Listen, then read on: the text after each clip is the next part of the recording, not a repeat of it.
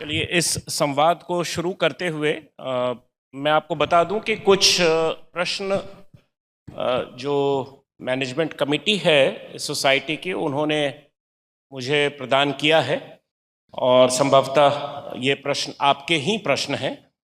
तो समय को ध्यान में रखते हुए मैं एक या दो प्रश्न उनमें से चुनकर प्रोफेसर रामेश्वर राय और डॉक्टर विकास दिव्यकृति के समक्ष रखूंगा और उससे इतर अगर डिस्कशन के बीच में कुछ बातें आती हैं तो देखते हैं कि उसको कैसे आगे बढ़ा सकें और उसके पश्चात आप भी एक दो प्रश्न पूछ सकते हैं। तो पहला प्रश्न प्रोफेसर रामेश्वर राय से है। एक गुरु का सबसे बड़ा संतोष क्या है?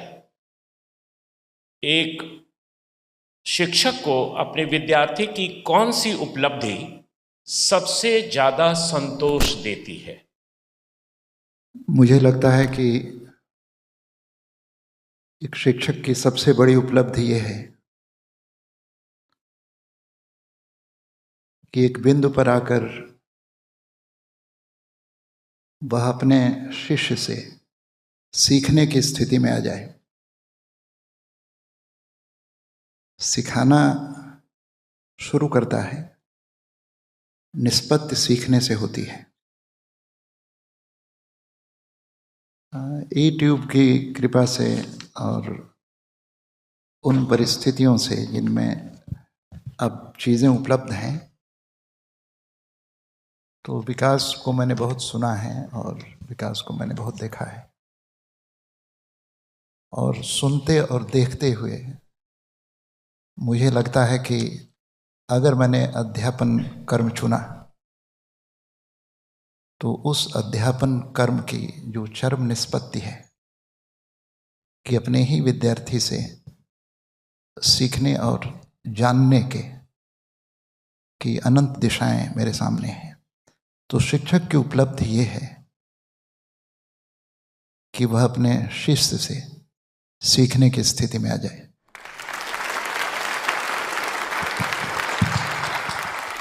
यह प्रश्न डॉक्टर विकास दिव्यकृति से है।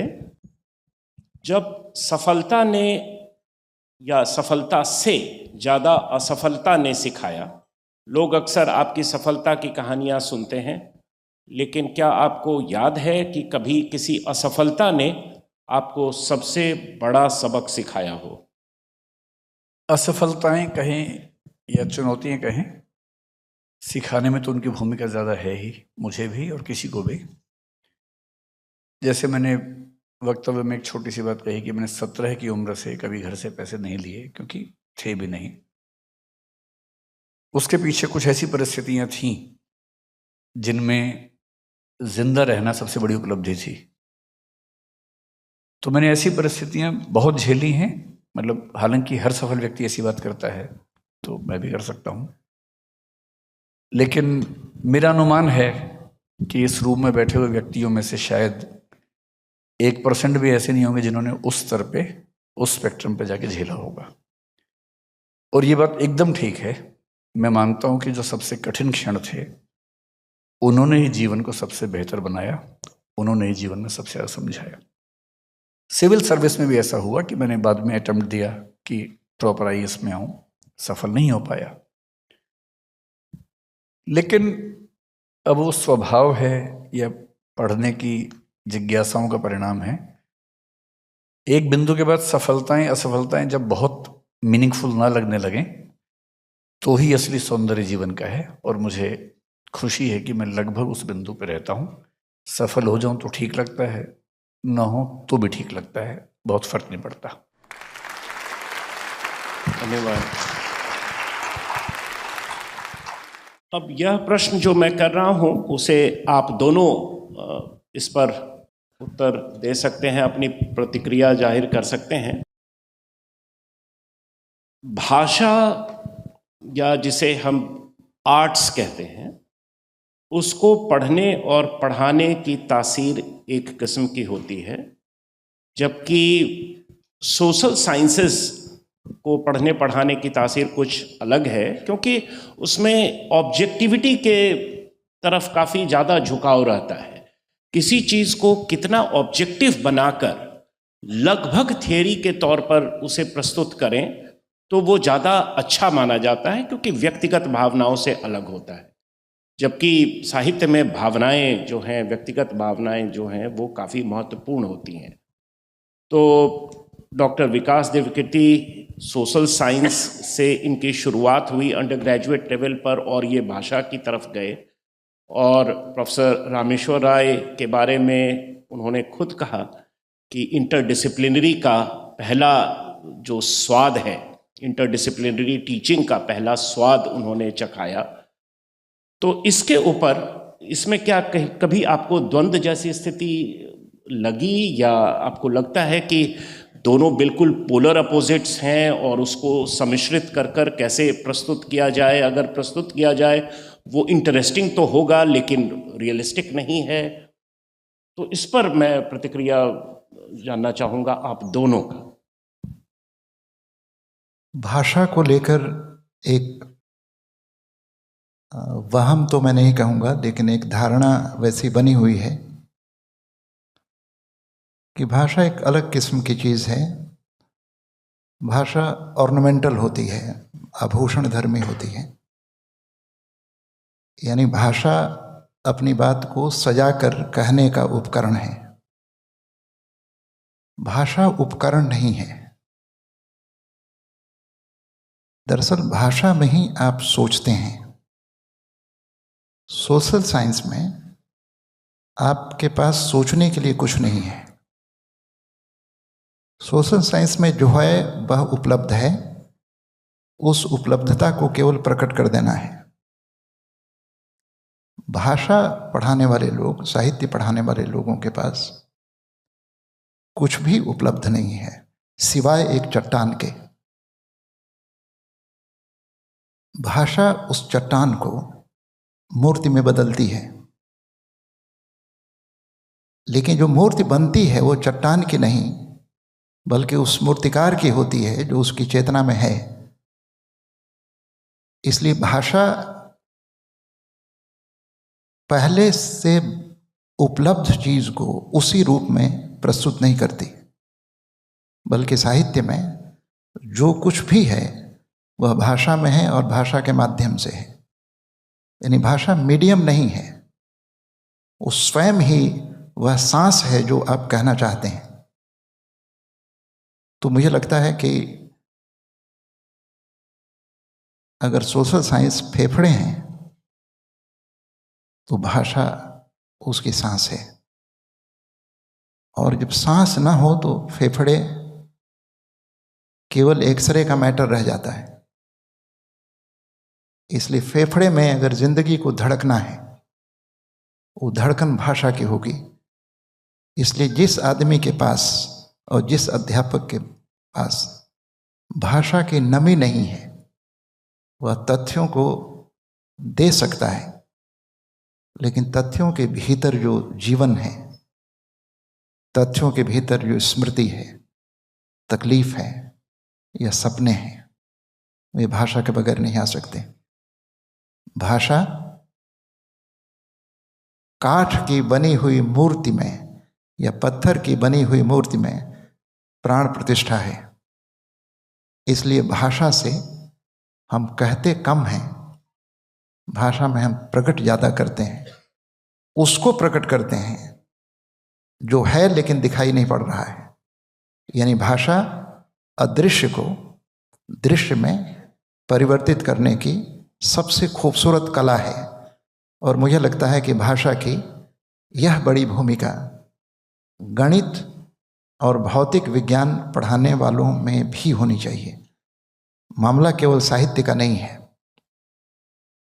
इसलिए भाषा में हम केवल बोलते नहीं हैं, भाषा में हम सोचते हैं, भाषा में हम जीते हैं, भाषा में हम रोते हैं और भाषा में हम सपने देखते हैं। तो भाषा की ये बड़ी भूमिका है। दुर्भाग्य से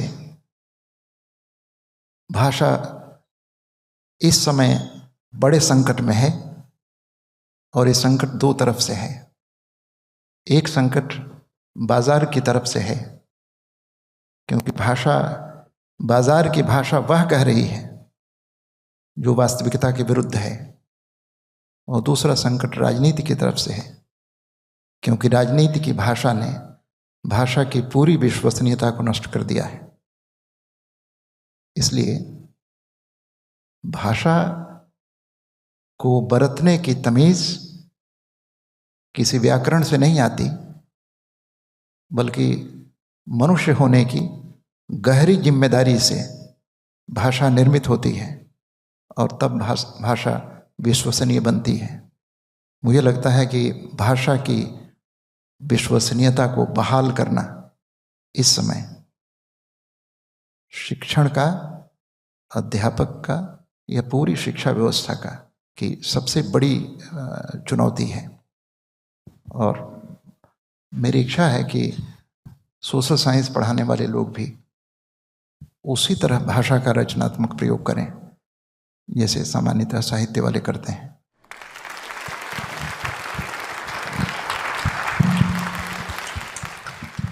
मेरे ख्याल से भी सोशल साइंसेस और भाषा को इतना बहुत अलग मान के चलने में दुविधा होती है। सोशल साइंस का जन्म वहाँ से हुआ जब हम सोसाइटी को बनाने वाली चीज़ों को साइंस के पैमाने पर पढ़ना चाहते थे। इसलिए सोशियोलॉजी को सबसे पहले सोशल फिजिक्स कहा गया। बहुत कोशिश की ऑगस्ट कॉम्ट ने, डर्खाइम ने, कि हम समाज को फिजिक्स की तरह से पढ़ के फिजिक्स जैसे कानून बना के समझ सके। लेकिन फिर सोशल 19वीं सेंचुरी का एक मदहोशी थी, पागलपन था कि सोशल साइंसेस के हर विषय में फिजिक्स और केमिस्ट्री जैसी ऑब्जेक्टिविटी की तलाश चल रही थी। 20वीं सेंचुरी आते आते ये समझ में आना शुरू हुआ सभी सामाजिक विज्ञानों को कि हम ह्यूमन बीइंग को ठीक वैसे नहीं समझ सकते जैसे किसी ऑब्जेक्ट को समझते हैं, और ह्यूमन बीइंग द्वारा बनाई गई सामाजिक संरचनाओं को उस ऑब्जेक्टिव तरीके से कैसे समझें जैसे रसायन के यौगिकों को समझते हैं। इसलिए हर विषय में एक बात आई कि हमें ऑब्जेक्टिव होना है पर सब्जेक्टिविटी का सम्मान करते हुए होना है। जैसे मैक्स वेबर ने समाजशास्त्र में पहली बार कहा कि हम इंटरप्रिटेटिव अंडरस्टैंडिंग की बात करेंगे, केवल ऑब्जेक्टिव अंडरस्टैंडिंग की बात नहीं करेंगे। ये ट्रेंड बन गया।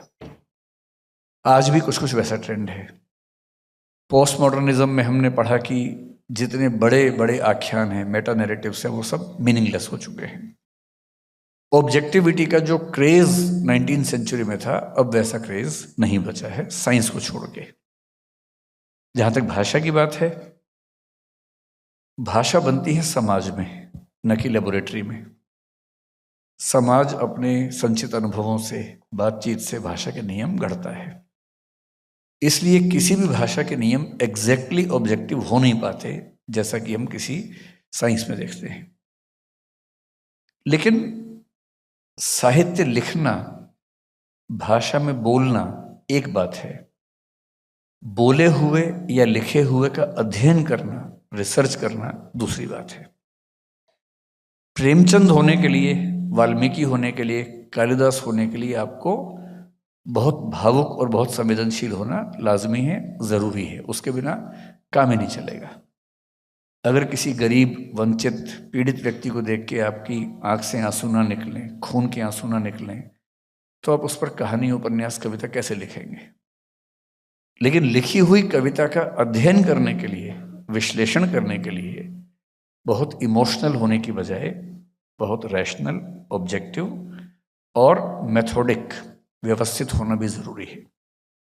तो मेरा मानना यह है कि भाषा के विद्यार्थी को ऑब्जेक्टिव भी होना चाहिए, साहित्य के विद्यार्थी को ऑब्जेक्टिव भी होना चाहिए, क्योंकि साहित्य के विद्यार्थियों की ये कुख्याति आजकल सुनने को मिलती है कि वो भावनाओं में बहते हैं, लेकिन तथ्यों की बात, ऑब्जेक्टिविटी की बात करने से बचते हैं।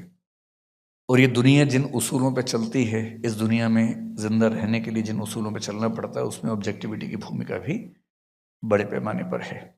तो साहित्य के विद्यार्थियों से मेरा निवेदन ये होता है कि सिर्फ भावना की तरफ ना झुकें, उसके साथ ऑब्जेक्टिविटी को भी शामिल करें, और सोशल साइंसेस से ये निवेदन रहता है कि केवल मनुष्य को एक पुतला ना समझें, स्टिमुलस रिस्पॉन्स का पुतला ना समझें, उसके इमोशंस को महत्व दें। एक छोटा एग्जाम्पल देके बात खत्म करता हूँ। शंकर जी इतिहास के विद्यार्थी हैं, ऑब्जेक्टिविटी की बात इतिहास में खूब होती है, और मैं अक्सर क्लास में एक मजाक करता हूँ कि ऑब्जेक्टिव इतिहास वो लिखेगा जो कहेगा कि मैंने सिर्फ वो लिखा है जो अभिलेखों में, पुरातात्विक साक्ष्यों में, सिक्कों से साबित होता है, उसके बियॉन्ड एक लाइन भी अपने मन से नहीं लिखी है। ऑब्जेक्टिव है, वस्तुनिष्ठ है। और फिर मैं आप सबसे पूछता हूं, आप सबके जीवन के जो सबसे गहरे प्रसंग होंगे, आपने पूरी ताकत लगाई होगी कि उससे कोई प्रमाण ना छूटे। कम से कम 2-4 लोगों को देख के दिल आपका आ गया होगा, मोहब्बत हुई होगी, कई चीजें हुई होंगी, और आपने पूरी ताकत लगाई कि एक भी प्रमाण ना छूटे। पहले के लोग प्रेम पत्र जलाया करते थे, आप मैसेज डिलीट करते हैं, आप फोन फॉर्मेट कर लेते हैं। आज से 100 साल के बाद जो आपका इतिहास लिखेगा, अगर वो कसम खा ले कि मैं तो केवल उन तथ्यों से ही लिखूंगा जो मिलेंगे, तो वो आपको सूंघ भी नहीं पाएगा, आपके आसपास भी नहीं जा पाएगा।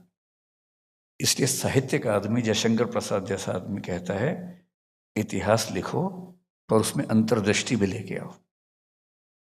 कालिदास अगर विरह का महाकाव्य लिख सकता है और इतिहास में जिक्र नहीं मिलता कि उसको विरह हुआ था, तो इतिहास गलत है। ये संभव नहीं है जिसने विरह को न झेला हो वो विरह पे इतना महाकाव्य लिख दे। ये अंतर्दृष्टि भी जरूरी है, जिसे ऑब्जेक्टिविटी में बांधकर हम सीमित नहीं कर सकते। Thank you. अंतर्दृष्टि की बहुत ज़रूरत है सोशल साइंसेस में, और यह प्रश्न मैं प्रोफेसर रामेश्वर राय से पूछ रहा हूँ। आपने अपने भाषण में कहा कि एक गुरु या एक शिक्षक भरोसे के खंडहर में आखिरी ईंट के समान है। क्या आशय आपका था? वर्तमान शिक्षा व्यवस्था को के प्रति जो गिरता हुआ सम्मान है, उस आशय से आप बोल रहे थे, या कुछ विस्तृत संदर्भ है? ये प्रश्न तो छोटा है लेकिन उत्तर थोड़ा सा बड़ा है, क्योंकि शिक्षा व्यवस्था का जिक्र आपने किया। हम लोग एक बहुत चलताऊ किस्म की बात करते हैं कि हम जिस शिक्षा व्यवस्था में हैं वो मैकॉले की है, कॉलोनियल शिक्षा व्यवस्था है। नहीं, मेरा केंद्र वो नहीं है बातचीत का। मुझे लगता है कि पूरी मानव सभ्यता को देखें और उसका इतिहास देखें तो शिक्षा के दो इलाके, शिक्षा के दो किनारे रहे होंगे। एक शिक्षा वह जो चेतना को संबोधित करती है, दूसरी शिक्षा वह जो पदार्थ को संबोधित करती है। मैटर को संबोधित करने वाली शिक्षा व्यवस्था मनुष्य को बाहर की तरफ ले जाएगी। बाहर जहाँ विज्ञान है, बाहर जहाँ तकनीक है, बाहर जहाँ नगरीकरण है, बाहर जहाँ औद्योगिक क्रांति है, बाहर जहाँ अनंत और असंभव सुविधाएं हैं, वह शिक्षा व्यवस्था यह मानती नहीं कि मनुष्य का एक अंतर जगत भी है।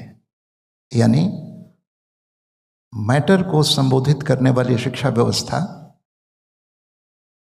मूलतः पदार्थ धर्मी, बाहरी और इसलिए मनुष्य की चेतना को रूपांतरित करने में पूरी तरह अक्षम है। मैं कई बार सोचता हूँ कि आधुनिक शिक्षा व्यवस्था से पूर्व जो दुनिया थी वो कैसी थी, और पदार्थ को संबोधित करने वाली शिक्षा व्यवस्था कैसी हुई। इसलिए यूरोपियन रेनेसा के बाद मोटे तौर पर पूरी शिक्षा व्यवस्था विज्ञान केंद्रित हो गई और मनुष्य का आत्म छूट गया। इस आधुनिक शिक्षा व्यवस्था में विश्व युद्ध हुए 2। इस आधुनिक शिक्षा व्यवस्था के समानांतर उसके कारण आज पर्यावरण की स्थिति है, दुनिया में बड़े युद्ध हैं, हिंसा है, मनुष्य अकेला है, तन्हा है, अर्थहीन है। इसलिए जिस शिक्षा व्यवस्था में हम रहते हैं उस शिक्षा व्यवस्था को केवल मैकाले के कंधे पर नहीं रखा जा सकता। पूरी दुनिया की शिक्षा व्यवस्था में मनुष्य का अंतर्जगत निष्कासित है। मुझे लगता है कि एक शिक्षक का काम यह भरोसा दिलाना है कि जो बाहर है वो अंतिम नहीं है, और जो बाहर है अर्थ वहाँ नहीं है, क्योंकि बाहर के लिए जो शब्द प्रयोग होता है वो है सफलता। शिक्षक भरोसा दिलाता है कि सफलता ही जीवन का अंतिम लक्ष्य नहीं है, सबसे महत्वपूर्ण है सार्थकता, जिसको मैं ईंट कहता हूँ। ईंट का अर्थ है कि सार्थकता पर भरोसा कायम रखना।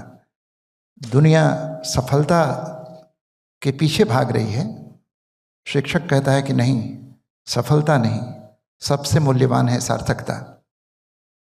उसकी इस जिद को ही मैंने ईंट कहा है।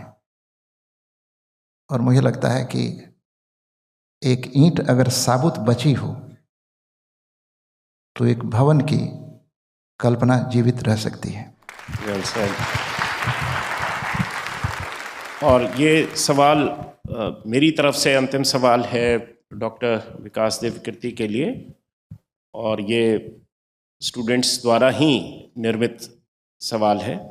शिष्य हमेशा गुरु से सवाल करता है, लेकिन अगर आपको राय सर से एक सवाल पूछना हो आज के दिन, अब वो सेवानिवृत्त हो चुके हैं, तो वो क्या होगा?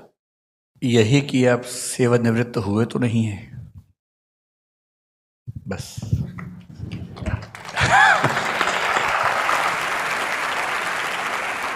सेवा से निवृत्त होना और कार्य से निवृत्त होना दो अलग अलग बातें हैं। और मैं दो वजहों से कहूंगा कि सर कभी कार्य से निवृत्त ना हो। दो वजहों से। एक तो इसलिए कि सर ब्रह्म राक्षस ना बने, ये मैं खुद से भी कहता हूं, सबसे कहता हूं। हिंदी साहित्य में ब्रह्म राक्षस एक कविता है, एक प्रतीक है। इसका मतलब ये होता है कि जितना ज्ञान जीवन भर में हमने अर्जित किया, अगर वो दे के नहीं गए तो प्रेत योनि में भटकना पड़ता है। इसलिए हर ज्ञानी व्यक्ति की जिम्मेदारी है कि जितना सीखा है यहीं छोड़ के जाना है। अब सर ने सीखा ज्यादा है तो खतरा भी ज्यादा है और जिम्मेदारी भी ज्यादा है। तो एक तो इसलिए कि ये तसल्ली का भाव होना बहुत जरूरी है कि जो हमने सीखा हमने समाज को लौटा दिया। दूसरा, इसमें एक स्वार्थ भी होता है। मैं कल परसों घर में था तो टीवी पर अचानक एक फिल्म आ रही थी, मुन्ना भाई MBBS। उसका एक दृश्य था। दृश्य ये था कि एक बूढ़ा व्यक्ति हॉस्पिटल में एडमिटेड वार्ड में है, जिसका बेटा उसी अस्पताल में डॉक्टर है। वो बहुत कोशिश कर रहा है पर उसके पिताजी किसी भी तरह से ना खा रहे हैं, ना पी रहे हैं, ना जूस पी रहे हैं, ना दवाई खा रहे हैं, और उसने हार मान ली है। इतने में मुन्ना भाई का आगमन होता है। मुन्ना भाई एकेडमिकली डॉक्टर नहीं है, इंट्यूटिवली डॉक्टर हैं। वो इंट्यूशन के स्तर पे समझते हैं कि किस चीज की जरूरत है। वो मेडिकल साइंस की किताबों में नहीं लिखा होता है, वो अंतः प्रज्ञा से समझ में आता है। और वो कह रहे हैं कि भाई सर्किट एक काम करो, कैरम बोर्ड लेके आओ। तो डॉक्टर लोग जो औपचारिक व्यवस्था वाले घबरा जाते हैं कि ये क्या बात है, तुम अस्पताल में कैरम बोर्ड मंगवा रहे हो। तो मुन्ना भाई का अपना तरीका है कि उठवा दूंगा, चुप बैठ। कैरम बोर्ड आता है, क्योंकि उन्होंने पता कर लिया कि बूढ़े पिताजी को कैरम बोर्ड खेलने में बड़ा मजा आता था। कैरम बोर्ड आ गया है, लोगों ने खेलना शुरू किया, कैरम की आवाजें आई, उस बूढ़े व्यक्ति के कान में आवाज गई, जिज्ञासा हुई, उठा, धीरे धीरे वहां तक पहुंचा। जैसे ही पहुंचा, एक सीट तुरंत खाली कर दी गई उनके लिए। वो आके बैठे। एक बहुत मुश्किल आखिरी शॉट है।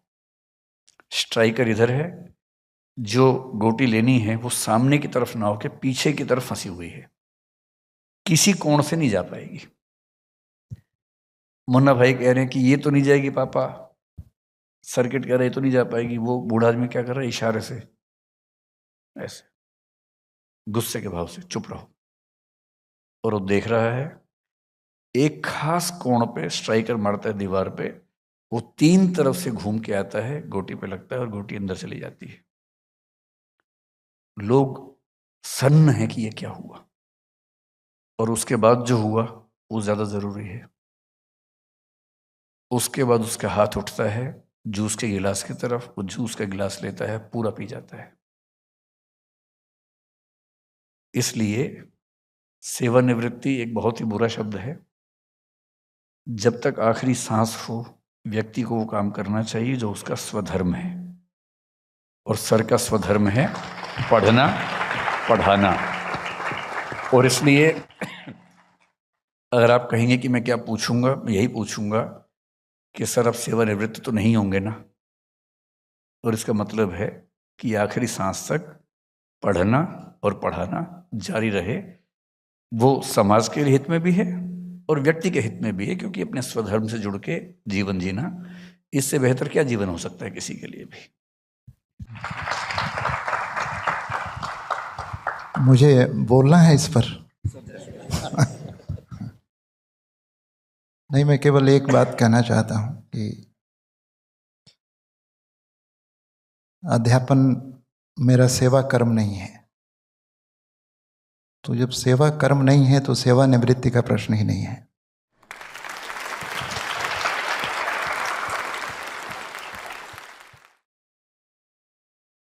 दूसरा, विकास ने ब्रह्म राक्षस की याद दिला दी है।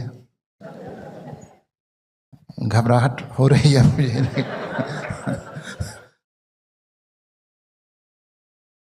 लेकिन ये बिल्कुल निश्चित है कि ज्ञान एक तो मुझे ज़्यादा है नहीं, लेकिन जो भी थोड़ा बहुत है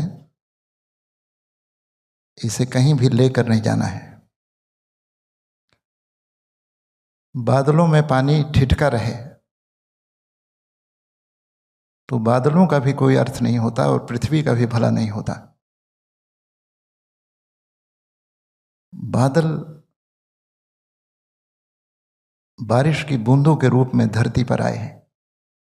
ये धरती के लिए भी और बादल के लिए भी कल्याणकारी है। संकेत मेरा ख्याल है कि साफ है।